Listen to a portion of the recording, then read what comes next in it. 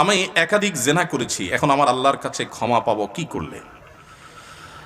আল্লাহ তাআলা রহম করুক, অনেক ভাইরা আছেন বিভিন্ন পাপে লিপ্ত হওয়ার পর শয়তান তাদেরকে এত বেশি ভয় দেখায়, অতিরিক্ত ভয় দেখায়।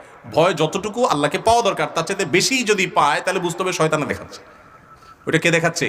শয়তান দেখাচ্ছে। আপনি কোনো গুনাহে লিপ্ত হয়েছেন, যে কোনো গুনাহ, পৃথিবীতে এমন কোনো পাপ নাই যেটা মাপ চাইলে মাপ হয় না। এমন কোনো পাপ, এমনকি শিরকও নাই। শিরকের গুনাহ যদি করার পরে মাপ চায়, তওবা করে, মাপ হবে না? হবে না? তওবা ছাড়া মারা গেলে মাফ করবেন, এটা ভিন্ন বিষয়, কিন্তু তওবা করলে সেটাও মাফ হবে।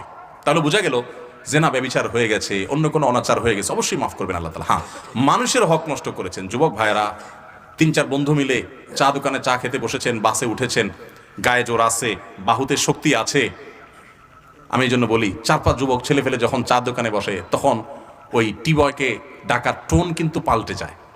একা একা গেলে বিড়াল